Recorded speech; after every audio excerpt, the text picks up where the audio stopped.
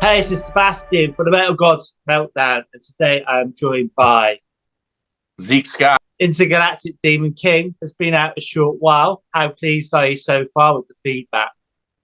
Really pleased. I had no idea. I mean, I knew it was good. I didn't know that it was going to get just so many rave reviews so quickly. So yeah, I'm really happy about it. So, if I've never heard of you before, which track from the album would you play me to introduce me to Zeke?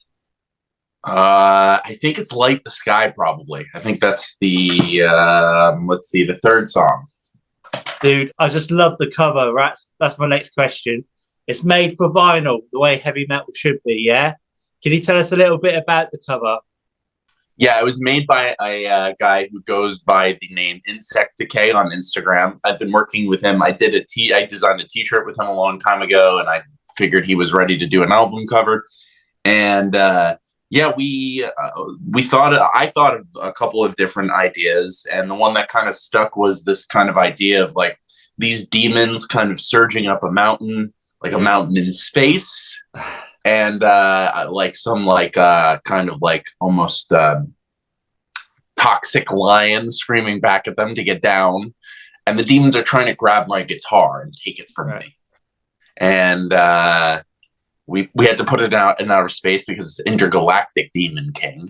Yeah. And yeah, they're trying to stage a violent coup, is what they're trying to do. Cool. It's absolutely brilliant. I love it, man. Do you plan to have it framed at home? Do I have it framed at home? I haven't done that yet. Have you not? So No. what formats is it on? Is it obviously it's on vinyl and is it going to be on cassette? Not cassette that I know about, but I know that there's a CD digipack that is really cool. I actually have it right here. It's like it's got like this interior sleeve kind of thing going on for it, and it's got the little booklet instead of just the one sleevelet. It's got the lyrics kind of like this, which I thought was really cool. I hadn't seen like because I didn't even really grow up in the CD age. By the time I was listening to music a lot, like stuff was on MP3s. I only had a couple CDs growing up, but I always remembered this. With vinyl, do you have vinyl collection then? Because like you said, you grew up with MP3s and things like that. Yeah, no vinyl collection to speak of. Maybe some some CDs from like when I was very, very young, like very young. You should definitely get back into vinyl, mate. It sounds I love the sound of my vinyl. Yeah. So, what are your plans for? Obviously, the year's nearly over. What's the plans for next year? Are the hopes to get over the pond? And when you do play live, do you do live feeds? Yeah, so the band did play before the COVID lockdowns. There was like a year or two of the band mostly played. That was mostly what was going on. I did like there were some music videos, and there was like a kind of like bedroom recorded album effort, but the band existed live beforehand. Yeah, there's definitely plans to do that. The band's ready to play. I anticipate more increasing demand at this point. So yes, there will be some shows I would think in early to mid 2023. That would be amazing. So who would be the ultimate band to go on tour with you? It's probably like a prog metal or a power metal band, or even like I don't know. I love a lot of alternative rock. Even like I love Dave Grohl and I love the Foo Fighters. So that Foo Fighters would be a cool band. But even Dream Theater or Dragon Force or bands like that. Yeah, I can see you with Dragon Force, mate. Absolutely. Yeah, that would make a little bit of sense. Yeah. Would you say this has been your biggest accomplishment so far musically, this album? Oh, far and away, yeah. It was totally a step up. It was I think you can listen to it and find out pretty quickly that it was the best thing I've done. I saw a review saying like it's like modern metal for the 21st century and how metal should be sounded. Would you agree with that statement? I think a lot of the sonorities of the guitar amplifier and it sounds modern. It's polished. Some people really like that. Some people don't, but it just sounds clean, extremely clean and clear. And the guitar tones are very in your face and aggressive. And that's thanks to great mixes and some really interesting engineering by a guy called Kevin Andreassian, who produced the album with me. To release any more singles? Oh yeah, there is. Did they tell you about it? But yeah, there is a single coming out in a little while. Cool. What or who do you think has had the heaviest riff of all time? Who has had the heaviest riff of all time? What is the heaviest riff? You know, I think that there were some of the stoner metal bands like Caius and those bands, Soundgarden. Yeah. And then when I think of heavy riffs, I think about stuff like that. Cool. So what's the heaviest riff on the album then? Heaviest riff on my album is probably Light in the Hollow or Say Your Prayers. Brilliant. Okay, the next one is what was the last song you listened to? It was I was binging the new Michael Romeo album. I forget the name of what was the name of that song? Fear of the Unknown. Awesome. Okay, going back to live shows then. What's been the best experience so far playing live for you? There's been a couple really great high points. One time, I don't know, 3 summers ago, I played this big open outdoor festival to like 10,000 people. That was really cool. Mm-hmm. We also opened up for the first show that we ever did in the summer of 2018 was opening for King's X. When was the first time you ever stood on the stage and realized you had such a talent to be a fully fledged musician? Maybe when I was actually younger, I was in plays when I was like 11 or 12. Yeah. And I was like, that was something I was interested in at the time. I went a different direction. Like after that, I got into sports and I was doing like sports too. But when I was 11 or 12, I started getting up on stage and singing in front of people. And I liked it and it gave me a rush and I was good at it. So I kind of knew I didn't have stage fright.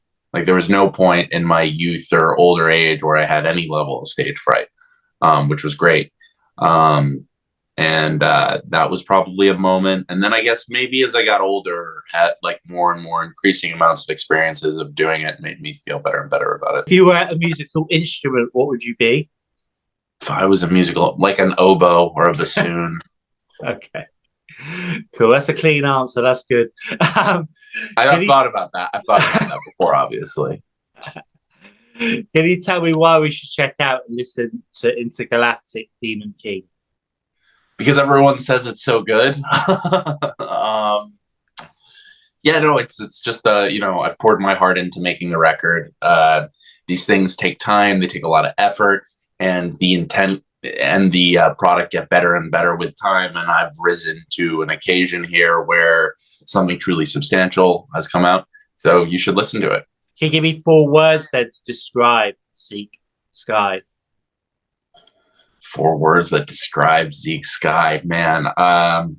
Musical, bold, hardworking. I don't have a 4th. Industrious. That's a good one. Yeah, I love that. Okay, so you can only listen to 4 bands for the rest of your life. Who would you choose? It would be Yes, Symphony X, Dream Theater, and Mozart. Love it. Yes. Vinyl or digital? I liked the vinyl a lot. Vinyl, yes. Okay. Pizza or beer? Beer. Thrash metal or traditional metal? Traditional metal. Are you a saint or a sinner? Sinner? Yeah, cool. And the final one, who'd you rather be stuck in a lift with, Joe Biden or Kermit the Frog?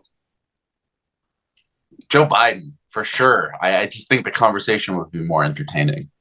I want to thank you so much for your time. And again, I want to congratulate you on your album. Do you have any final words for your fans, our viewers and listeners? Thank you very much and enjoy the record.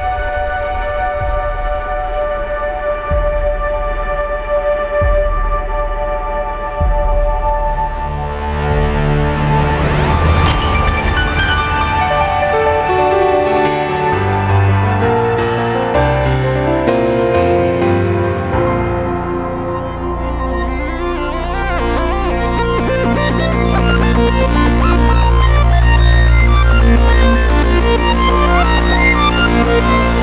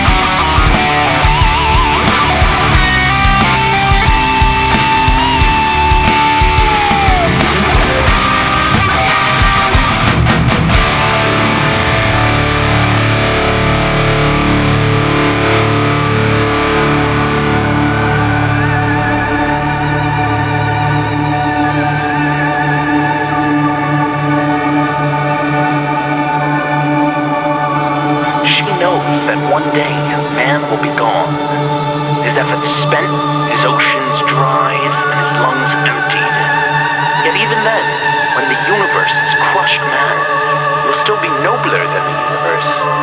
For he shall know that he dies, and the universe shall know nothing of its conquest.